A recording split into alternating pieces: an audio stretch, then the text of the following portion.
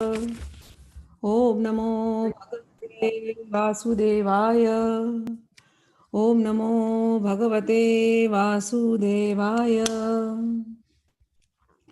ओम अज्ञानतिमिरान्धस्य ज्ञानाञ्जनशलाकया चक्षुरुन्मीलितं येन तस्मै श्रीगुरुवे नमः। श्रीचैतन्यमनोभीष्टं स्थापितं येन भूतले स्वयं रूपः कदा मह्यं ददाति स्वपदान्तिकं।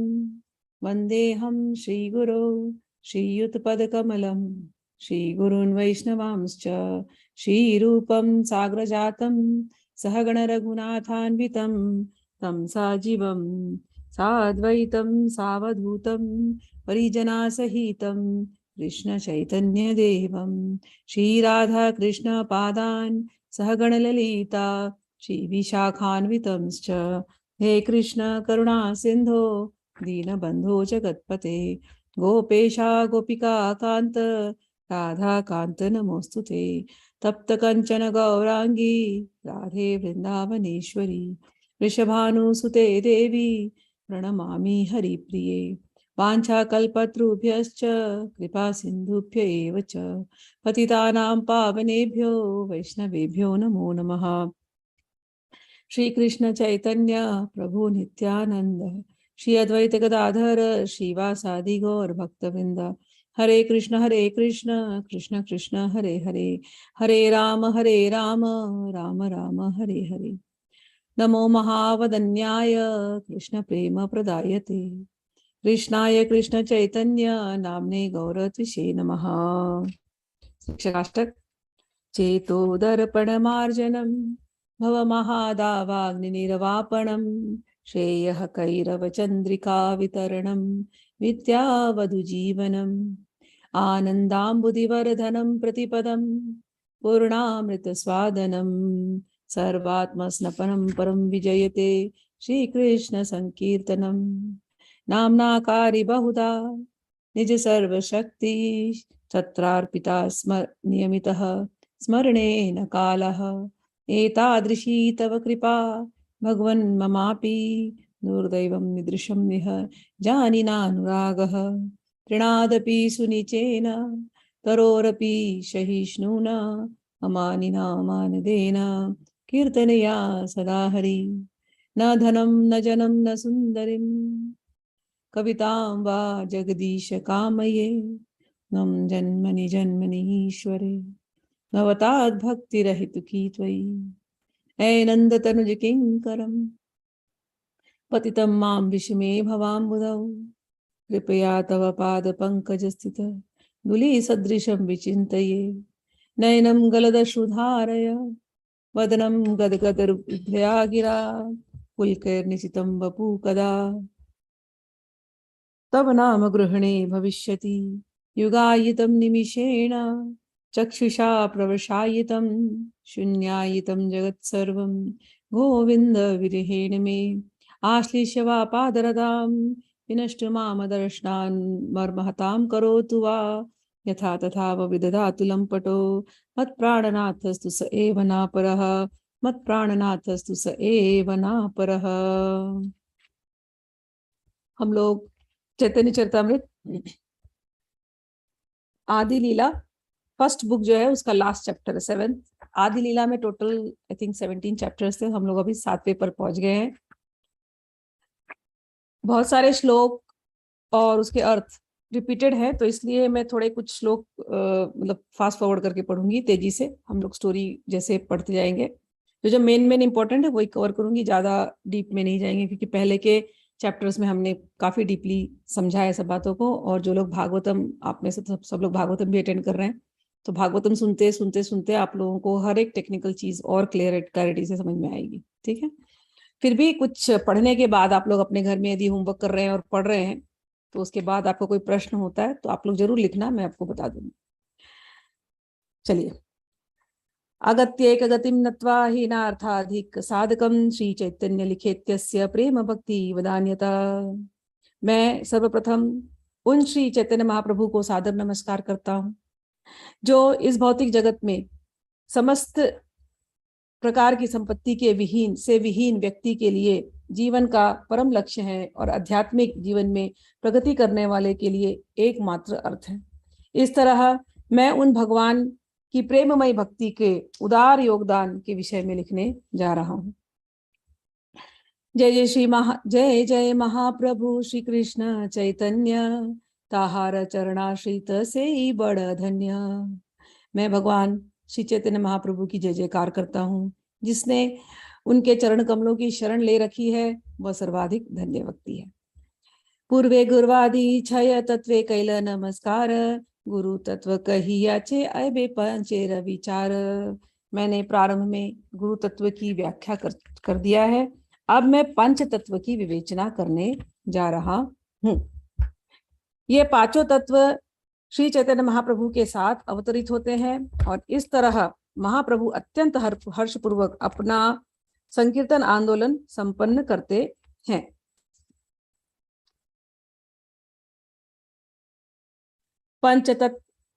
पंचतत्व एक वस्तु नाही किछु भेद, रस आस्वादित तिभु विविध विभेद। पंचतत्वात्मकं कृष्णं भक्त रूप स्वरूपकं, भक्तावतारं भक्ताख्यम नमामि भक्त शक्तिकम।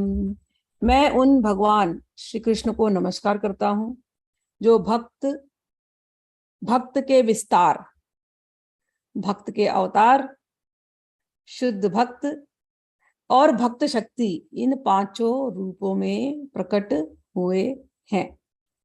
दो रूप तो हम जान चुके भगवान का। भगवान चैतन्य महाप्रभु साक्षात कृष्ण, संकर्षण जी उनके एक अंश और एक अंग जो बलराम थे, वो इस अवतार में नित्यानंद प्रभु बन करके आए। और दूसरे अद्वैताचार्य जो महाविष्णु और सदाशिव के अंश हैं। तो ये तो तीन हम जान चुके। ये तीनों मेन शक्तिमान है। ये लोग तीनों।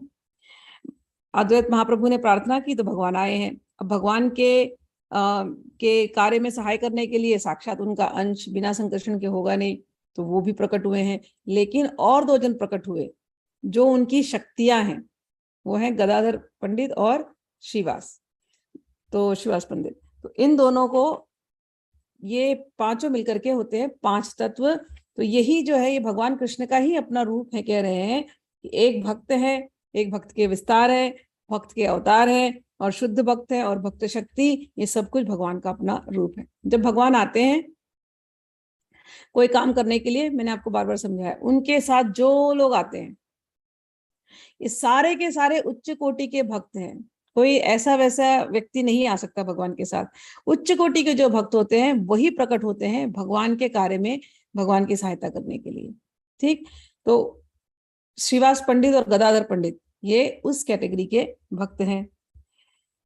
आगे कहते हैं, वे पूर्ण पुरुषोत्तम भगवान श्री कृष्ण रास नृत्य के परम भोक्ता हैं।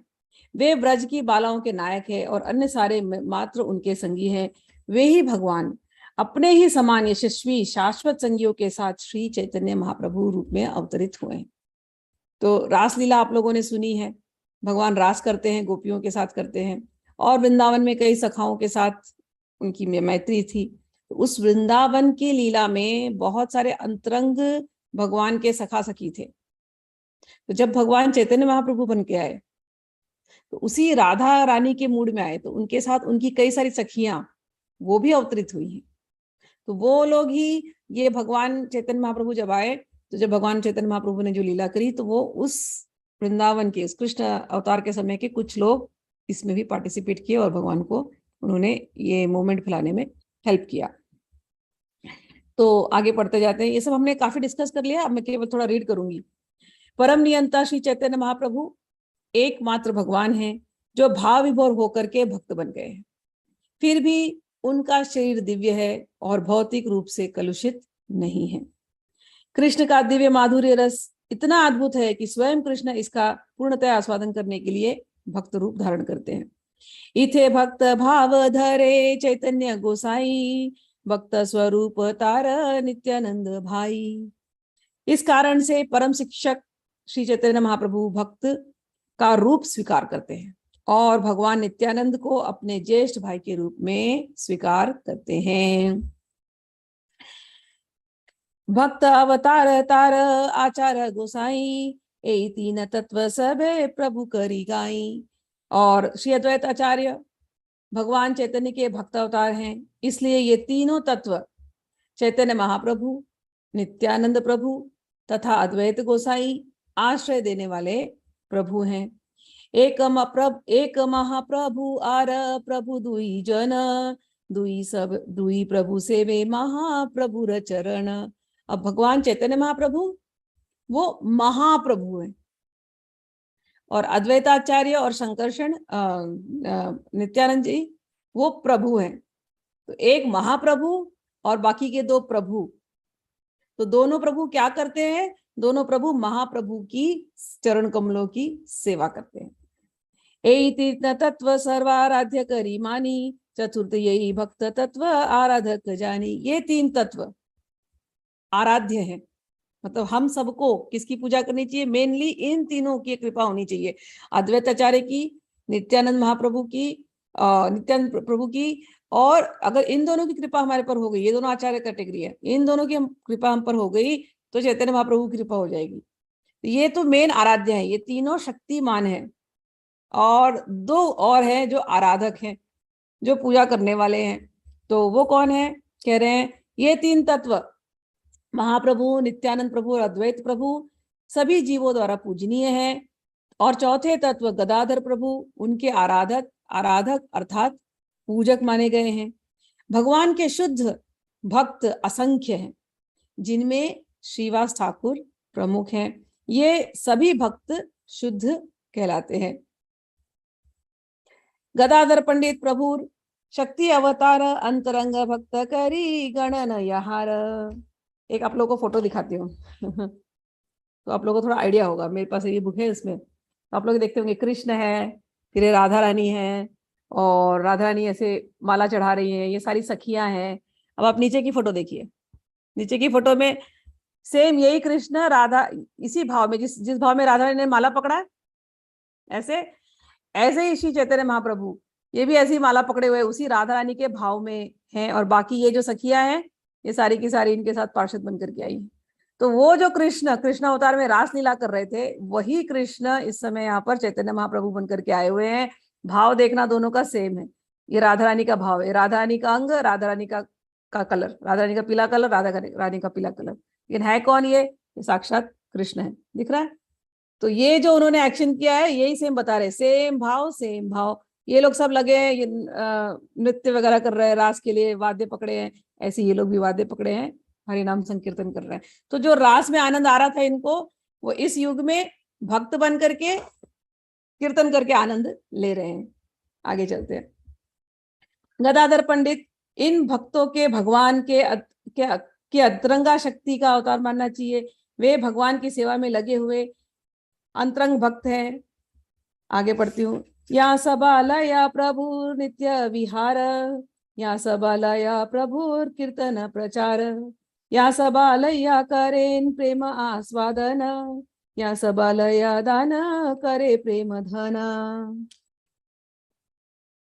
अंतरंग शक्ति, अंतरंग भक्त या शक्ति समूह भगवान की लीलाओं में नित्य संगी होते हैं। भगवान केवल उन्हीं के साथ संकीर्तन करते का आंदोलन का प्रसार करते हैं, उसी हेतु के लिए अवतरित होते हैं।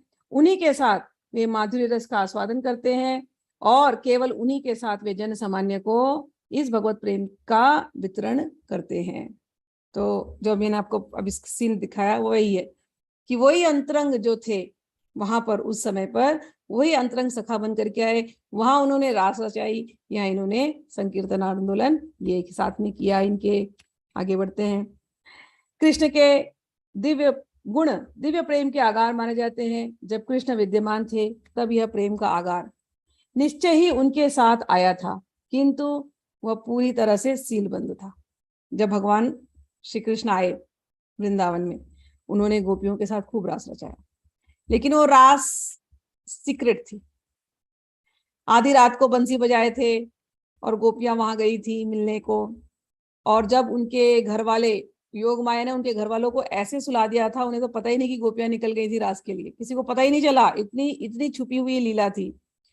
कुछ महान आत्माओं को पता चला, सुखदेव जी जैसे, भीष्म पितामह जैसे, शिव जी को, ऐसे लोगों को पता चला, लेकिन सबको नहीं पता चला रास के बारे में। तो प्रेम की लीलाएं उस युग में भी हो रही थी, लेकिन छुपाया हुआ था। अब इस युग में भगवान ने बोला प्रेम को तो मैं फ्रीली बांटूंगा, अब छुपाऊंगा नहीं। और वो क्या प्रेम की लीलाएं थी, उसमें कैसी मेरी गोपियों ने मुझे प्रेम किया, शुद्ध प्रेम। रासलीला मतलब कोई पुरुष और स्त्रियों का नाच नहीं है, ये समझ के लेना। भगवान और गोपियां बहुत ही शुद्ध भक्त हैं, बहुत ज्यादा शुद्ध भक्त हैं लोग गोपियां। गोपी का एक ही डेफिनेशन याद रखना, इस चीज को बारंबार सिखाती हूँ आप लोगों को, गलती नहीं हो जाए आपसे। इसलिए किसी आदमी औरत का नित्य नहीं है।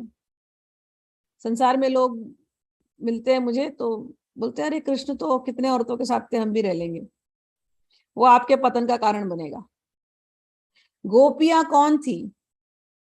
जिनकी इंद्रिय और मन पूर्णतया भगवान श्री कृष्ण में समर्पित थी। इसमें कृष्ण में, कोई आदमी में नहीं, भगवान श्री कृष्ण में, पूर्ण पुरुषोत्तम भगवान श्री कृष्ण में, किसी आदमी में नहीं। मुझे याद है एक बार बहुत साल पहले मुझे कोई मिले तो बड़े परेशान थे, तो बहुत डिप्रेशन में होके रिहैब में जाकर के आए थे। तो मैंने पूछा रिहैब में जाने की तुम्हारी ऐसी क्यों दशा हो गई कि रिहैब में जाना पड़ा? तो कह रहे हैं मैं बड़ा कृष्ण का भक्त हूँ, और क्या हुआ, मुझे लगा जैसे कृष्ण दो चार औरतों को रख सकते हैं ऐसे मैं भी रख सकता हूँ। तो मेरी आदत खराब हो गई, तो मैं हो गया बस औरतों के चक्कर में। मुझे लगता था मैं कृष्ण हूँ, सारी औरतें बस गोपियां हैं। तो ऐसे करते करते मेरी, ऑलरेडी मैरिड थे, मैरिड होने के बाद अब अपने आप को कृष्ण समझने लगे हैं, और तो फिर और बाकी औरतें सारी गोपियां हैं, तो फिर समझ लीजिए आप कहाँ कहाँ इनका ध्यान था और ये क्या कर रहे थे। तो बीवी को एक दिन पता चला। अब पत्नी को पता चलेगा तो उस घर में क्या होगा? तहलका, तहलका हो गया। अब तहलका हो गया, अब यहाँ पर जो साइड में जो गोपियां रखी हैं वो, और ये बीवी रखी है वो, अब सब उनको नोचे जा रही है अब नोचे जा रही है, बीवी यहाँ से टांग खींचे, वो वहां से टांग खींचे, बीवी यहाँ से बाल खींचे, वो वहां से हाथ खींचे। सोचो क्या दशा होगी ऐसे आदमी की। तो अब उस दशा से भागने के लिए क्या करेंगे, क्या सहारा लें? तो शराब का सहारा ले लो, और फिर जस्टिफाई करो, अरे भोलेनाथ भी तो लेते हैं अपने आप ही। भोलेनाथ तो जहर भी लेकर के बैठे, आप लेकर के बैठोगे? भोलेनाथ तो सर्प को लेकर के बैठे, आप बैठोगे? भोलेनाथ तो स्मशान में बैठे ध्यान करते हुए। भोलेनाथ की तो तीसरी आंख खुली तो कामदेव भस्म हो गए, आप तो काम को रोक ही नहीं पा रहे हो। जहां कामदेव भस्म करने की बात आती है आप कृष्ण बन जाते हो, है? और तो तो ऐसी हालत हो गई। तो अब शराब की आदत, अब शराब की आदत, तो शराब ने तो फिर अंदर से शरीर को, मतलब ओवर ड्रिंकिंग होने लगा, क्योंकि बचना है। इस तकलीफ से ओवर ड्रिंकिंग होने लगा, तो फिर तबीयत खराब। फिर एक दिन पास आउट होने गए, गिर गए। तो फिर पत्नी ने उठाया उनको, फिर लेकर के गई, फिर रिहाब में उनको डाल दिया। फिर रिहाब में जो उनकी दशा हुई है, रिहाब से निकल के ठीक तो हो क्या है, लेकिन फिर थोड़ा तकलीफ हुआ उनको, जो भी उस पूरे प्रोसेस में। तो मुझे बोलने लगे, मुझे ऐसे लगता था मैं तो कृष्णा हूँ और बाकी सब गोपियां हैं।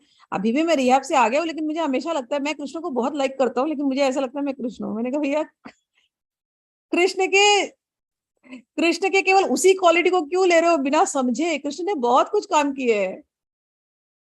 कृष्ण ने गोवर्धन पर्वत उठा लिया छोटी सी अपनी उंगली पर। तुम कुछ कर पाओगे क्या? कर सकते हो? ऐसा करके दिखाओ। कृष्ण ने पूतना को का विष भरा दूध पिया, और उसको उनको चूस के खत्म कर दिया, और फिर उनको माता का स्थान दिया। तुम अपना उद्धार कर पा रहे हो क्या? कृष्ण की तुम नकल कर रहे हो, तो नकल किस चीज की कर रहे हो? डोंट ब्लेम फॉर योर, जो तुम्हारे अंदर जो कमियां हैं उसको तुम भगवान के आड़ में मत करना। ये जो गोपियां हैं, ये जो रासलीला हो रही है, ये कोई आदमी औरत का मिलन नहीं है। यहाँ पर ये शुद्धतम प्रेम है। यहाँ शरीरों का मिलन की बात नहीं है, यहाँ आत्मा के मिलन की बात है। और शुद्धतम प्रेम ऐसा होता है कि यहाँ चाह नहीं है, कि तुम मेरे हो कि तुम मेरे पति पत्नी वहां से खींचती। जब ये मैंने आपको बताया, ये संसार में बहुत कॉमन चीज है, जिस युग में हम रह रहे हैं ये बहुत कॉमन है, अपने आप को कृष्ण बन करके ऐसे करना काम। लेकिन आप मुझे बताइए, पत्नी बोलेगी तू मेरा है, वो जो भी गर्लफ्रेंड है वो बोलेगी तू मेरा है, अभी खींच रहे बैठ करके, क्या सुख मिला तुम्हें? यहाँ रासलीला में ऐसा नहीं होता। यहाँ सखियां बोलती हैं हम राधा रानी के हैं। वो कृष्ण तो बाद में आते हैं, पहले हम राधा रानी की हैं। पहले ये रिलेशन एस्टेब्लिश होता है, हम राधा रानी की हैं, हम राधा रानी की सेवा में हैं। और राधा रानी की प्रिय को सबसे प्रिय कौन है? राधा रानी को सबसे प्रिय कृष्ण है। और हमारा एक ही काम है, हम राधा और कृष्ण का मिलन करवाते रहे। ये दोनों युगल, ये जोड़ी जब खुश होती है, ये जोड़ी जब प्रसन्न होती है, तो हमारा तन मन प्राण सब प्रसन्न हो जाता है। और हमें हमारे हमारे सुख की नहीं पड़ी, कृष्ण हमारे हो जाए ऐसी भी नहीं पड़ी है। आश्लीष वापादरताम पिनष्टुमाम, ये जो भाव है ना, गोपी भाव है, ये जो मैं पढ़ती हूँ शिक्षकाष्टक में, आश्लीष वापादरताम पिनष्टुमाम अदर्शनम मर्म हताम करो तुआ, कि हे भगवान आप हमें मिले, आप हमें आलिंगन दे या नहीं दे, आप हमें छोड़ दे, आप देखे भी नहीं मुड़ के हमारी तरफ। आप तो लंपट हैं, आपकी जैसी इच्छा, आप जहां जाना चाहें, जिसके पास जाना चाहें आप जा सकते हैं प्रभु, आप स्वतंत्र हैं।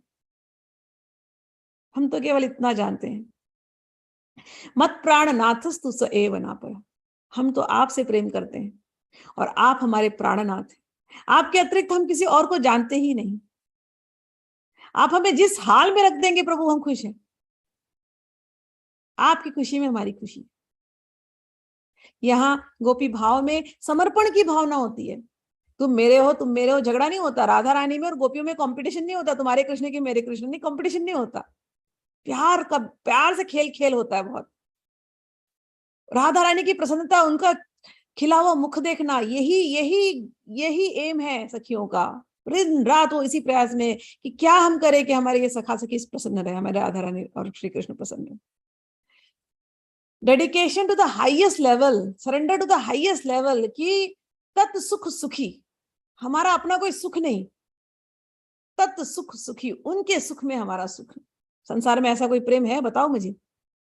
कितने भी तुम प्रेम कर लो, ये गोपी भाव बोल करके अपने आप को गोपी और कृष्ण समझ करके, ये प्रेम संसार में होता नहीं, होता ही नहीं है। वो प्रेम संसार का प्रेम नहीं है, वो काम वासना है। ये प्रेम शुद्ध प्रेम है। तो कभी भी भगवान कृष्ण और राधा रानी और सखियों के प्रेम को लौकिक प्रेम मत समझना, काम वासना वाली प्रेम नहीं है। यहाँ की काम वासना भी बहुत विशुद्ध है। यहाँ पर एक ही कामदेव है, श्री कृष्ण। कोटि कोटि कामदेव, जिसके चरणों में नमन करते हो, जिनको कामदेव को जो आकर्षण की शक्ति दी है ना, शक्ति, वो भी राधा रानी से मिली है। पूरा संसार कामदेव के बाणों से भेदा गया है, लेकिन वो कामदेव, वो भी नतमस्तक होते हैं इन युगल के सामने। उनको जो शक्ति मिलती है वो इनसे मिलती है। यहाँ के वृंदावन के एक ही कामदेव हैं, कोटि कोटि मनमत स्वरूप हमारे श्री कृष्ण। और यहाँ का जो काम होता है, यहाँ का काम विशुद्ध भाव का, वो संसारिक प्राकृतिक लौकिक है ही नहीं। यहाँ केवल समर्पण भाव, समर्पण भाव, एक दूसरे के चरण में गिरते हैं। तू मेरा है, तू मेरा है, घमंड नहीं है। एक दूसरे के हैप्पीनेस में भगवान श्री कृष्ण राधा रानी के चरणों में लौटते हैं, सखियों के चरणों में लौटते हैं। भगवान है वो, भगवान। हम उनके चरणों में लौटते हैं ना, भगवान के चरणों में, और भगवान सखियों के चरणों में लौटते हैं। कभी राधा ने दुखी हो गई तो भगवान जाके सखियों को बोलते हैं, मनाओ मेरी राधा को, तुम नहीं जानते मेरी राधा कैसी है, मेरी राधा बहुत भोली है, बड़ी सुंदर है। क्या राधा के प्रेम के बारे में तुमको बताऊं सखी, बड़ी शुद्ध, बड़ी ही शुद्ध भावना है व्रज की। व्रज का जो प्रेम है वही प्रेम प्रेम है। बाकी का सब जो संसार का जो प्रेम है, काम वासना है और कुछ नहीं है। सबको सबसे कुछ चाहिए, स्वार्थ लाए, ये संसार का प्रेम है। स्वार्थ लाए करे सब प्रीति, सुर नर मुनि सबकी यही रीति। ये संसार का प्रेम। स्वार्थ है तो आपसे प्रेम है। सुर देवता गण भी आपसे स्वार्थ के लिए ही प्रेम करेंगे। आप तपस्या करो, उनके बल को बढ़ाते रहो। तो आपसे तो ठीक है, आप तपस्या नहीं करके उनके बल को नहीं बढ़ाएंगे तो आपके तरफ उनका विपरीत भाव हो जाएगा, वक्री दृष्टि। स्वार्थ लाए करे सब प्रीति सुर नर, नर तो हमको पता ही है, तो सारे के सारे रिश्ते ऐसे ही है। मुनि साधु जी भी, सबकी ये संसार का प्रेम है। आपने कुछ दिया तो आपसे प्रेम है, आपने कुछ नहीं दिया उनको तो प्रेम खत्म। लेकिन यहाँ पर ऐसा नहीं है, यहाँ तो मांगने की इच्छा नहीं है, यहाँ तो हम क्या दे दे, देने की होड़ लगी होती है, देने की होड़। हम क्या दे दे, सब समर्पण करने के बावजूद ये लगता है कि भगवान अभी भी हम कर नहीं पा रहे हैं आपके लिए जैसा हमको करना चाहिए था सेवा, हम नहीं कर पा रहे। ऐसी भावना, मत प्राणनाथस्तु स एव नापरा, यही गोपी भाव है जो शिक्षक अष्टक का आखिरी श्लोक, वही गोपी भाव है। कभी किसी को गोपी भाव पढ़ना है, समझना है, उसी श्लोक के ऊपर बार बार मनन करना, शिक्षक अष्टक के 8वें श्लोक पर। ठीक है, आगे बढ़ते हैं।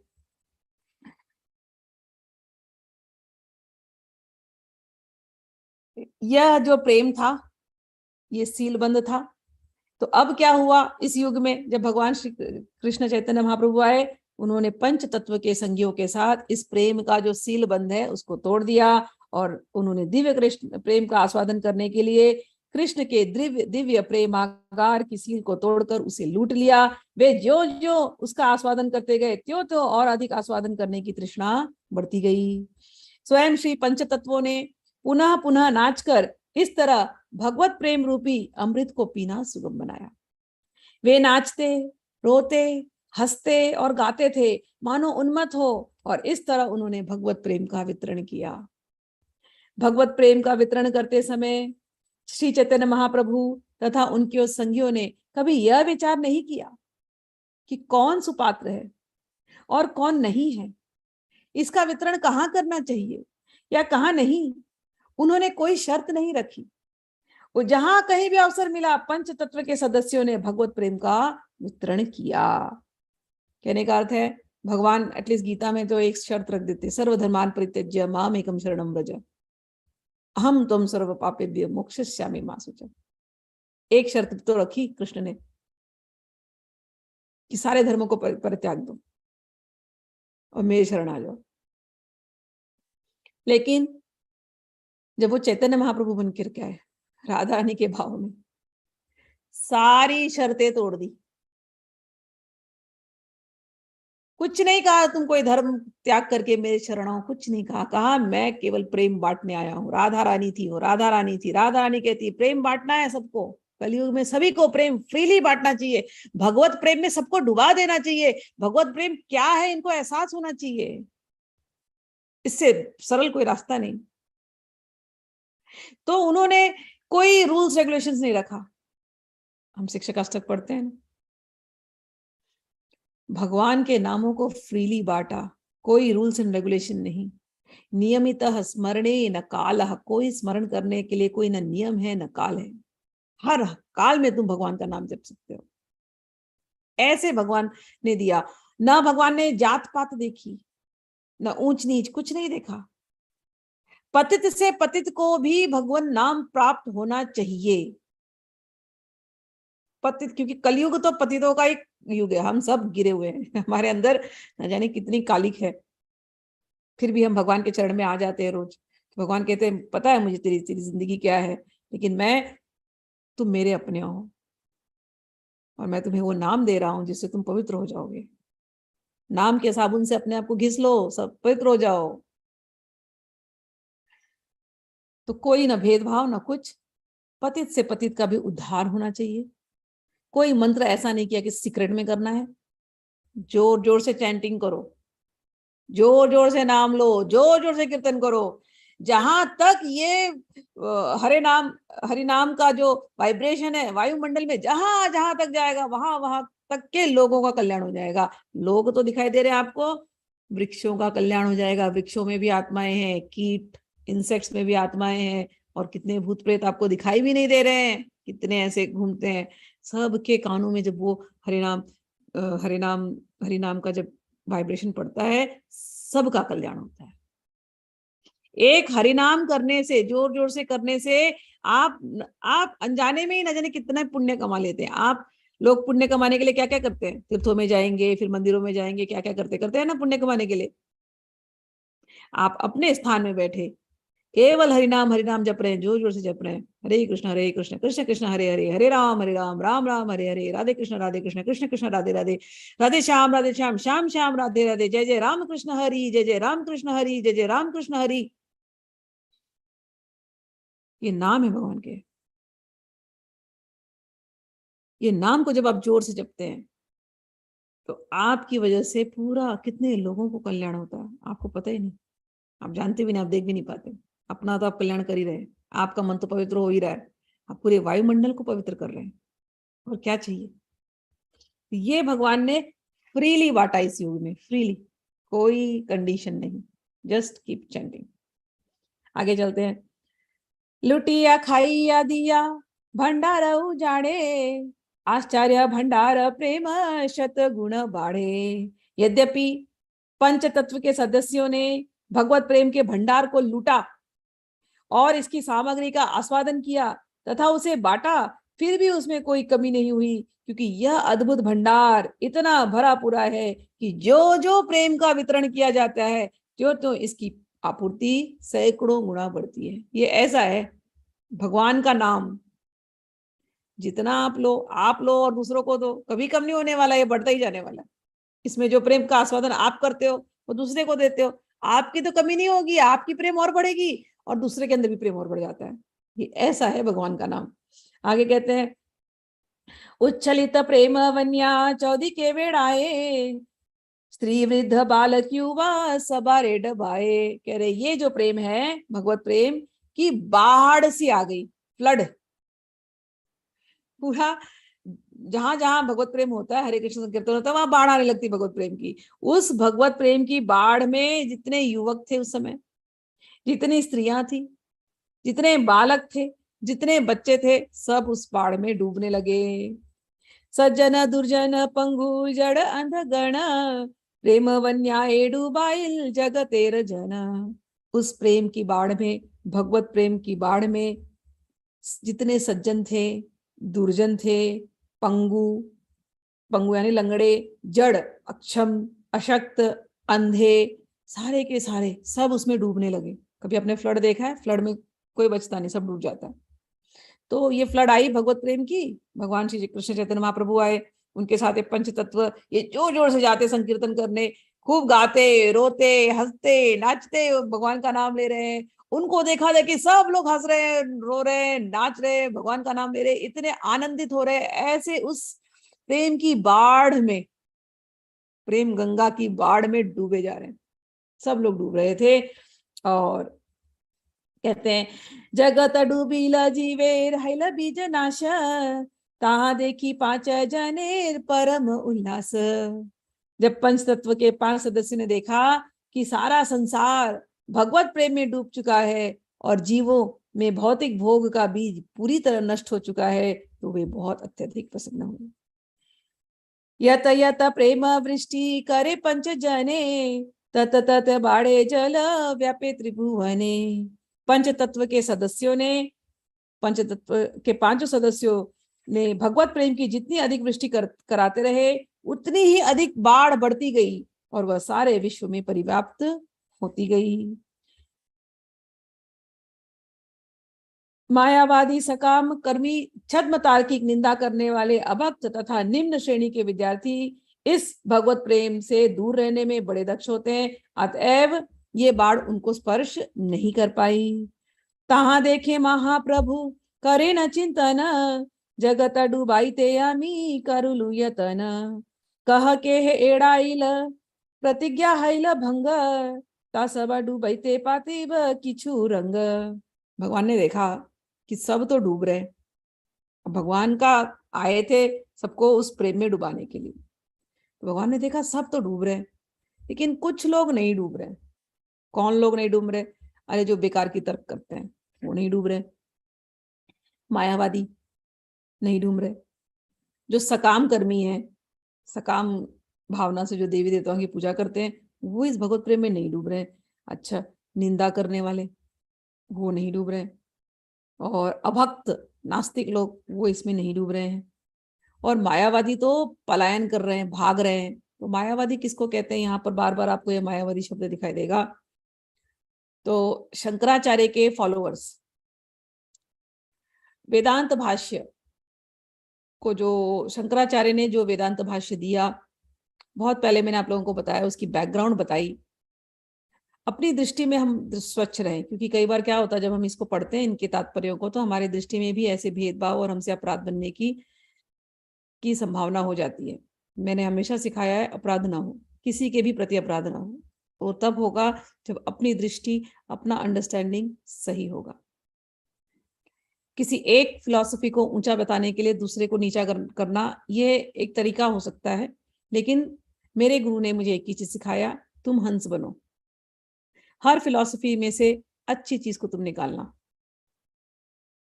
तुम हंस बनो, तुम राजहंस बनो, तुम परमहंस बनो। अच्छी चीज को ग्रहण करना, और जो चीज अच्छी नहीं है उसको तुम छोड़ देना। बाकी खंडन मंडन में नहीं पड़ना। मेरे गुरु ने, और जो मेरे वैष्णव गुरु हैं, जो उनसे मैंने कुछ अच्छी सी बातें सीखी। एक बात ये थी कि जब कभी विष्णु का अवतार होता है, उसके पीछे पीछे शिव का अवतार होता है। जहां कहीं विष्णु का मंदिर है, आप हमारे देश के सनातन धर्म को देख लीजिए, हिस्ट्री को उठा करके, जहां कहीं विष्णु का मंदिर होगा वहां शिव का मंदिर होना है, और जहां शिव का मंदिर है वहां विष्णु का मंदिर होना है। इस पर मैंने एक छोटी सी वीडियो भी बनाई है, पहले बनाई थी, फिर से शेयर कर दूंगी ग्रुप में, जिसको सुनना होगा, हरिहर तत्व पर। हमारे यहाँ 7 क्षेत्र हैं मुक्ति के, उनमें से 3.5 विष्णु के हैं, 3.5 शिव के हैं। तो हम लोग ऐसे भेदभाव वाली, सनातन धर्म में हमारे भेदभाव वाली दृष्टि नहीं थी, हम सबको रिस्पेक्ट देते थे। और अब हमारे जो इष्ट होते थे, जिसके भी जो इष्ट हैं, उससे हम प्रेम करते हैं और बाकी सबको रिस्पेक्ट देते हैं। तो खंडन मंडन वाले में कि तुम नीचे हो, तुम बड़े हो, ऐसे नहीं। ठीक। तो जो हमारे गुरुदेव ने सिखाया कि शंकराचार्य जब आए तो उस समय बुद्धिस्ट जो थे उनका बहुत ज्यादा प्रभाव था। भगवान बुद्ध का अवतार पहले हुआ था, फिर भगवान बुद्ध तो विष्णु के अवतार हैं। हम वैसे ही देखें, देखो, बुद्ध को नास्तिक कहा जाता है, हमारे यहाँ नास्तिक कहा जाता है।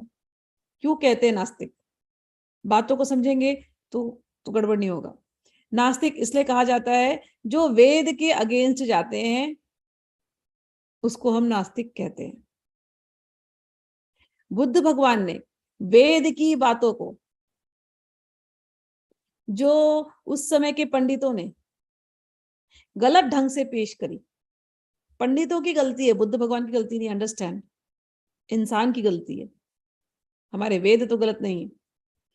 उस समय पर यज्ञ में पशु बलि को बढ़ाने की काम ये उस समय के जो ज्ञानी विज्ञानी पंडित लोग थे वो लोग करते थे, और वेद का नाम लेकर के कर रहे थे, हिंसा को बढ़ा रहे थे वेद के नाम पर। तो भगवान विष्णु ही बुद्ध के रूप में आए। तो हम जब भी हम बुद्ध को देखें तो हम ये ना भूले कि यही हमारे इष्ट है, यही हमारे कृष्ण है, ये कृष्ण ही बुद्ध बन करके आए हैं पुनः वेद की स्थापना करने के लिए। लेकिन अलग तरीके से उन्होंने की, वो भले नास्तिक है, वो वेद से थोड़े से डाइवर्ट हुए वो, और वेद की कुछ बातों का उन्होंने खंडन किया और हिंसा, पशुवध को रोका। नॉन वायलेंस उनका नंबर 1 चीज था। ठीक है। वो करने के बाद उन्होंने वेद से आत्मा, जो हमारे उसमें आत्मा कहते हैं, आत्मा को उन्होंने आत्मा शब्द, परमात्मा शब्द, देवी देवता, ये सब शब्दों का उन्होंने थोड़ा खंडन किया, उसको रोक दिया। भगवान बुद्ध ने क्यों रोका? क्योंकि इन्हीं देवी देवता, ये देवी देवता को ये पशु बलि देना है, ये देवी देवता को ये चढ़ाना है, वो देवी देवता के नाम पर लोगों ने भ्रमित किया। किसी भी देवी देवता का हिस्ट्री भी नहीं है, ऐसे बैठे बैठे देवी देवता मैन्युफैक्चर होते हैं हमारे देश में। ना किसी पुराण में उनका कोई अस्तित्व है, ना कुछ है, बस भोग है बस। इस प्रकार से तो उसका खंडन किया। लोग प्रश्न नहीं करते, लोग तो केवल सुनते हैं टीचर्स को ना, महाजनो येन गता सा पंथा। तो टीचर्स जो सिखाते हैं वही उनको समझ में आता है। कभी जाकर के बुक्स को खोल करके देखते नहीं कि आपने जो बोला है वो किस स्क्रिप्चर में है। मेरे गुरुजी ने एक बात बताई, कभी भी वो चीज बोलना जिसकी बैकिंग स्क्रिप्चर से हो। क्योंकि मनगढ़ंत, मैं भी बैठे बैठे बहुत मनगढ़ंत कहानियां बना सकती हूँ, कोई भी बना सकता है, थोड़ा सा कला होनी चाहिए बस मनगढ़ंत कहानियां बनाने के लिए। जिसका इंटेलिजेंस लेवल हाई है वो मनगढ़ंत कुछ भी बना सकता है। लेकिन जब हम साधना के पथ पर चलते हैं, जब हमें अनुभव भी होते हैं, तो आपके अनुभव जब आप अपने गुरु से बताते हैं, गुरु तो जानते हैं सब कुछ, तो गुरु को तो पता है कि वो शास्त्र सम्मत है या नहीं। नहीं तो मनमाना तो कोई भी कुछ भी बना ले, मनमाना ज्ञान तो कोई भी बना सकता है। तो हुआ यही कि वेद ने एक ज्ञान दिया और उस ज्ञान को मनमाने तरीके से मरोड़ा गया, तोड़ा मरोड़ा गया, और उसको पंडितों ने एक गलत तरीके से पेश किया, जिससे वेद की वैल्यू घटने लगी। तो भगवान बुद्ध आए और भगवान बुद्ध ने उन चीजों को रोका, उन ढकोसलों को रोका, उन पाखंड को रोका। हमें भगवान बुद्ध में भी उन्हीं कृष्ण का दर्शन करना चाहिए। ठीक, उस पाखंड को रोका। और उस अपने एक काल में एक एक व्यक्ति उतना ही काम करेगा, चाहे वो भगवान हो चाहे कोई, वो अपने काल में उतना ही काम करके गए। जैसे भगवान आए थे कृष्ण, वो रासलीला वहां एंजॉय करके आए, लेकिन वो उसको जो सेकंड पार्ट है दुनिया को देना, उसके लिए उनको चैतन्य महाप्रभु बन के आना पड़ा। ऐसे ही गौतम बुद्ध आए, उन्होंने उस पाखंड को, उस ढकोसले को जो वेद की वजह से लोग कर रहे थे, उसके ऊपर स्टॉप लगाई। और लोगों ने आत्मा के नाम पर लोगों ने कितना बेवकूफ बनाया सबको। तो वो आत्मा, परमात्मा और पंडित लोग जो उल्लू बनाते थे उस समय पर, कि हम तुम्हारे लिए कुछ कर देंगे, तुम्हारे पिता वहां से मुक्त हो जाएंगे। तो ये सब छोटी छोटी बातें, बहुत सारी बातें, अभी तो मैं गौतम बुद्ध पे शुरू करूंगी तो बहुत लेक्चर्स हो जाएंगे, बट मैं बता रही हूँ छोटी छोटी बातें ऐसी जो गलत सिखाई। पंडित लोग बीच में ये बन गए, हम ही सब कुछ हैं, हम तुम्हारे माता पिता को मुक्ति दिला देंगे, तुम यहाँ पर हमारे साथ कराओ जो कराना है, हम तुम्हारे माता पिता को यहाँ पर, हमने जो क्रिया बताई वो तुम करो, वहां तुम्हारे माता पिता स्वर्ग में मुक्त हो जाएंगे। मुक्ति का ऐसा रास्ता नहीं होता। मुक्ति के रास्ते के लिए काम करना पड़ता है, चाहे वो तुम्हारे माता पिता हो चाहे तुम हो। खुद को तो तुम मुक्त कर नहीं पा रहे और तुम चले अपने माता पिता को मुक्ति करने। तो सही तरीका क्या है, वो लाना जरूरी था। तो गौतम बुद्ध की भी टीचिंग्स को मैंने तो किया है, 3 साल पूरी प्रैक्टिस की है गौतम बुद्ध की टीचिंग्स को। और ऐसा नहीं कि केवल पढ़ाई करके आ गई मैं, ऐसा नहीं, मैं तो हर जो भी मैंने भगवान की कृपा से मैंने जो भी किया, मेरा जीवन ही एक्सपीरियंस करने के लिए बना है। तो मैंने जो भी किया उसको पूरी तरह से एक्सपीरियंस किया। और उनके जो आखिरी पॉइंट, उनकी चाहे धम्मपद हो चाहे सतीपट्ठान हो, मैंने पढ़ा, आखिरी पॉइंट तक पढ़ा ही नहीं, केवल मेडिटेट किया। जैसा जैसा कहा गया है, गुरु के पास गई हूँ और जाकर के मेडिटेट किया है, जैसा जैसा उन्होंने सिखाया वैसे वैसे अंत तक जाकर के, जो जो उन्होंने कहा अट्ठकलाप, वहां तक जाकर के एक्सपीरियंस करके, जब वो कॉन्शियसनेस की लेवल में जाके एक्सपीरियंस किया, क्योंकि एक्सपीरियंस एक ही है, एक्सपीरियंस एक ही है। वो जो कॉन्शियसनेस की जो एक्सपीरियंस है, जिसको लोग निर्वाण कहते हैं, वही ब्रह्म ज्योति की एक्सपीरियंस है। हाँ, वो ब्रह्म ज्योति के एक्सपीरियंस पहुंचने के बाद वहां कॉन्शियसनेस है, उस स्टेज में रहने के बाद जब ये प्रश्न आता है कि कॉन्शियसनेस होने के बाद भी व्यक्ति जन्म क्यों लेता है दोबारा, वहां पर आने के बाद उनके एक्सप्लेनेशंस में बुद्ध धर्म में, अब मैं बुद्ध धर्म में चली गई, मैं ज्यादा नहीं जाती, डाइवर्ट हो जाएगा। बुद्ध धर्म में 2 ट्रेडिशंस निकल गए, उसमें भी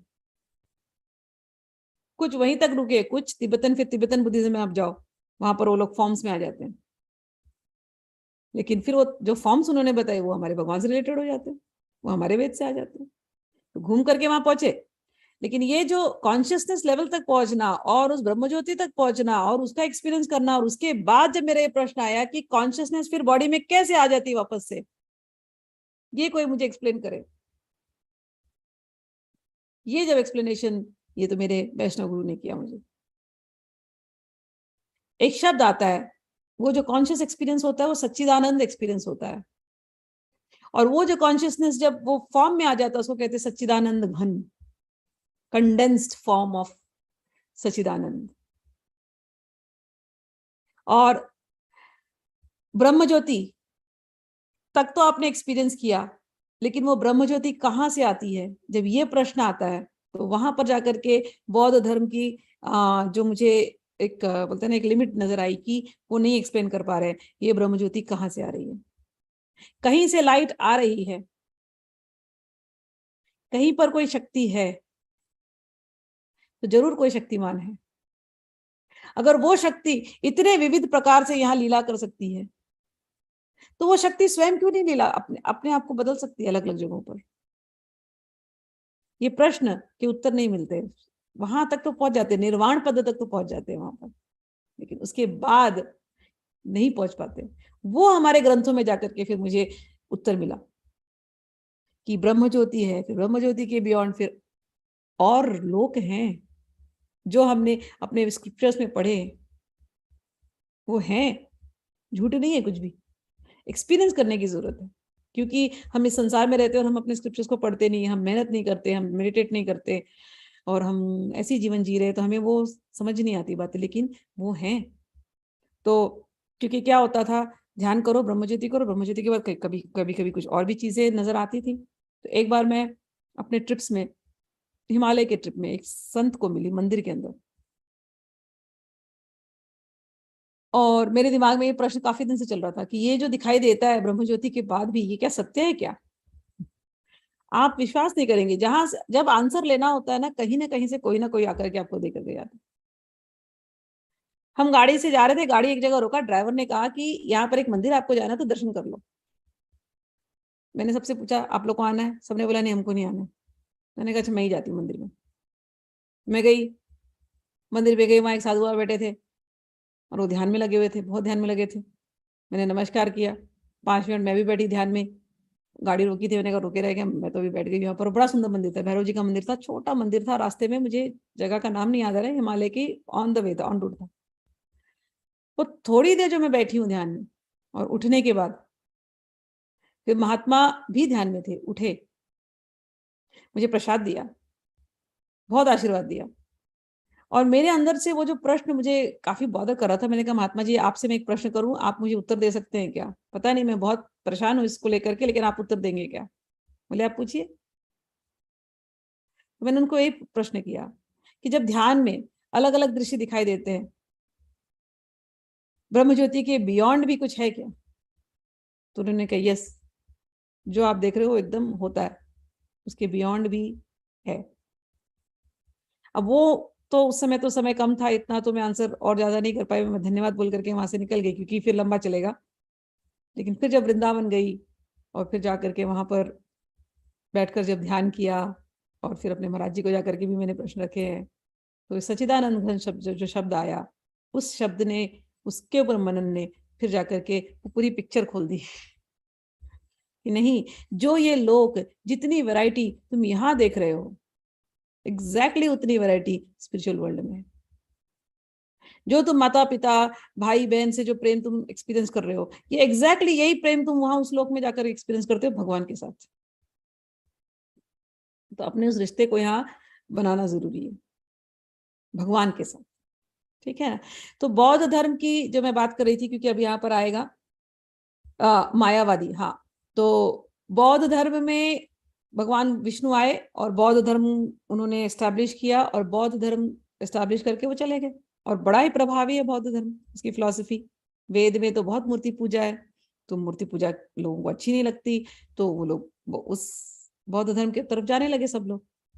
और जब जाने लगे तो हुआ ये कि उस काल में यंगस्टर्स, 18 साल 20 साल, जिनको तो देश के लिए काम करना चाहिए, वो सब बने जा रहे भिक्खू। भिक्खू मतलब अब भिक्खू बने जा रहे, तो भिखारियों के जैसे बोलते हैं ना, भीख मांग रहे हैं ना हर जगह जाकर के। अरे गांव गांव में पूरा ओल्ड पीपल ऐसे बैठे हुए हैं, और यंग लोग जाकर के भिक्षा मांग रहे हैं, तो ये थोड़ा सा इम्बैलेंस हो गया। ये हमारे यहाँ सिखाया नहीं है, भिक्षा मांगना ट्रेंड जैसे हो गया, भीड़ मचाओ और लाइन से सब जाएंगे ऐसे। बौद्ध लोग उन सब घर घर में जाके जाके जाके भिक्षा मांग रहे।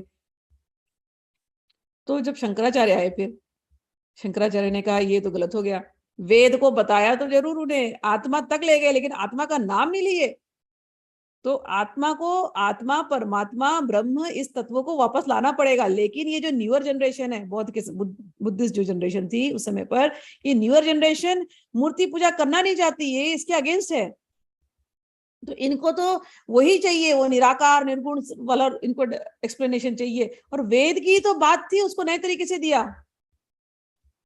तो भगवान जो शंकराचार्य के अवतार में आए शिव जी, उन्होंने उसी को फिर से वापस से सेम जो बुद्धिस्ट जैसा तुमको समझ में आता है, निराकार निर्गुण ब्रह्म, वही चीज को उन्होंने सेम टू सेम वैसे के वैसे गीता भाष्य लिख दिया, वेदांत सूत्र लिख दिया।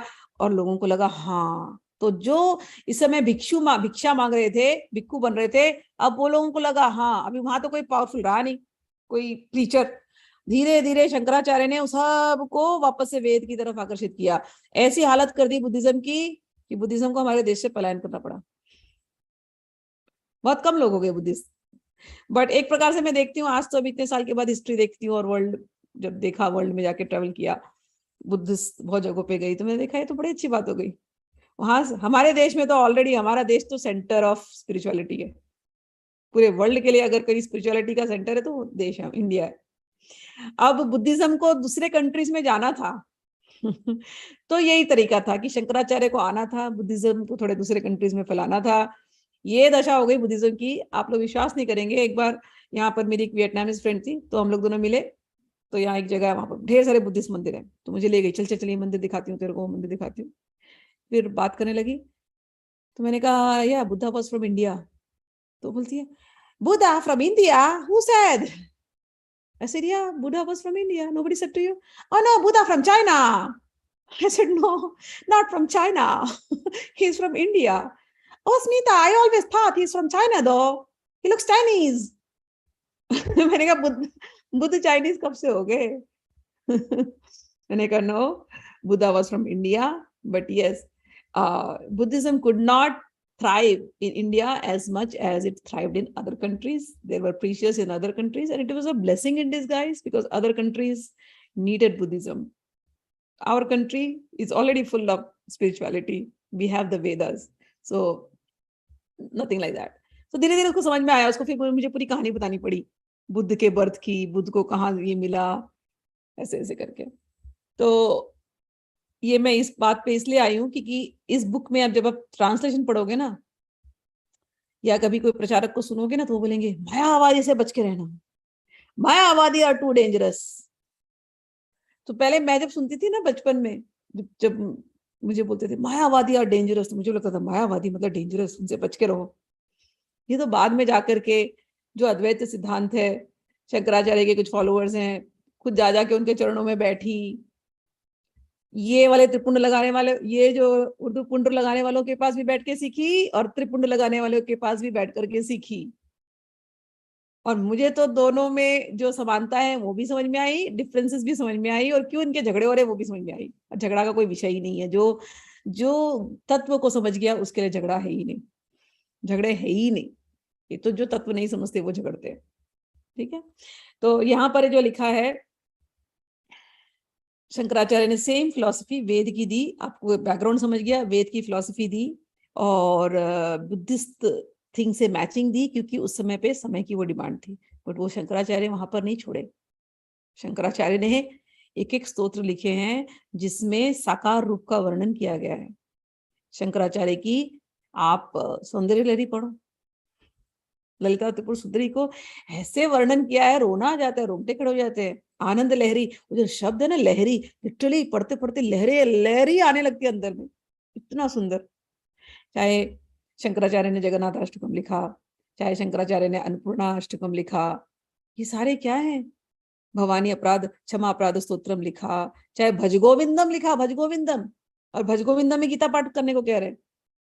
तो शंकराचार्य ने जो किया, शंकराचार्य के मंदिरों में भी आप जाओ तो वहां शारदा देवी सरस्वती देवी को वहां पर बिठाए रखते हैं, मूर्ति है।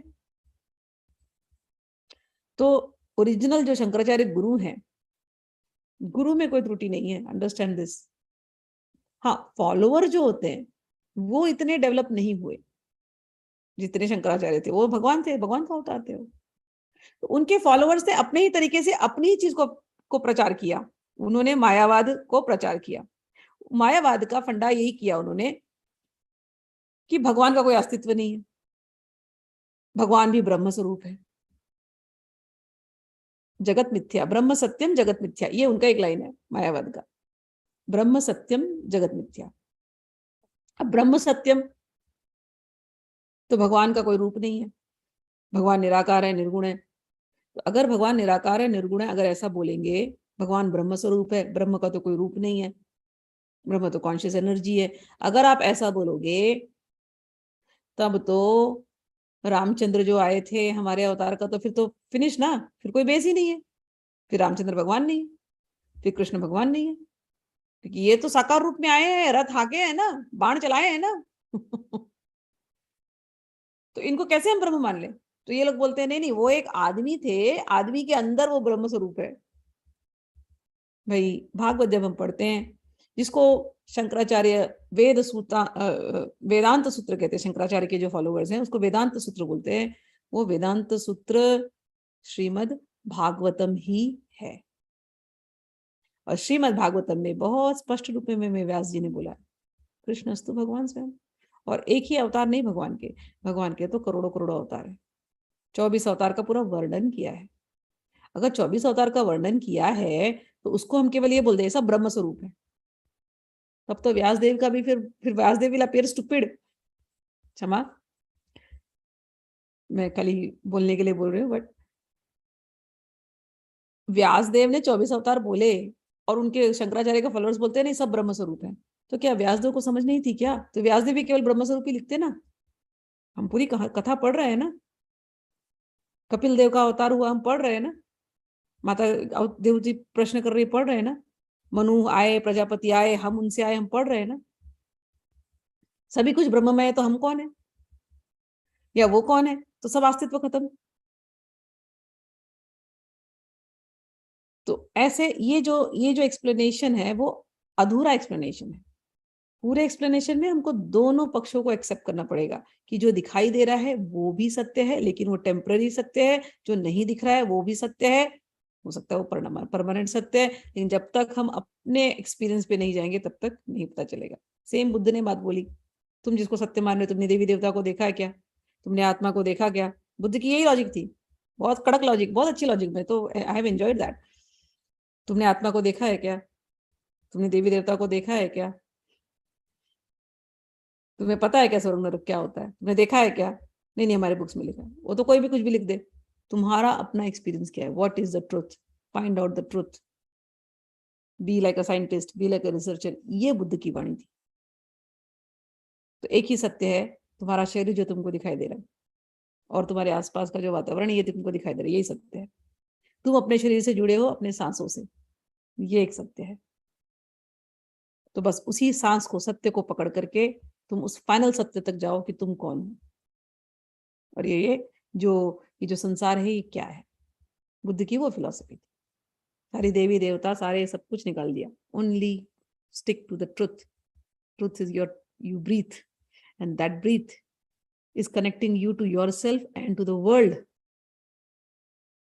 वही एक सेतु है, वही एक ब्रिज है अपने आप को जानने का। तुमने अपने आप को जान लिया तो तुमने जान लिया, सत्य का तुमको दर्शन हो गया। सत्य दर्शन वही है, बाकी सत्य और कुछ है नहीं। बाकी लोग तो तुमको बोल रहे हो और तुम विश्वास कर रहे हो, सत्य का दर्शन नहीं हुआ। दर्शन दर्शन करना होता है। दर्शन का एक और अर्थ होता है फिलॉसफी, बौद्ध दर्शन, सांख्य दर्शन। तो पहले फिलॉसफी होती है, फिर हम प्रैक्टिस करते हैं, फिर उसको हम अपने अंदर उतारते हैं, फिर हम एक्चुअल दर्शन करते हैं। ठीक है, तो जब एक्चुअल दर्शन होता है तो बुद्ध भगवान को भी नमस्कार है, शंकराचार्य को भी नमस्कार है, सभी गुरुओं को, सभी जनों को नमस्कार है। सभी ने अपने अपने हिसाब से उस युग के लिए जो जो आवश्यक बातें थी उन लोगों को देने के लिए दी है। हमें मतभेद नजर आ सकता है, लेकिन उस युग के लिए वो जरूरी थी और उन लोगों का कल्याण हुआ। उनकी बातों से जो अच्छी बात है हम लें और अपना कल्याण करें। ठीक है, तो अभी के लिए क्लास यहाँ एंड करते हैं, बाकी की क्लास नेक्स्ट टाइम। जय श्री कृष्णा। प्रश्न होगा तो कभी भी पूछ लेना, I am always there on WhatsApp. Hari बोल। हरि बोल, हरि बोल। जय श्री कृष्णा।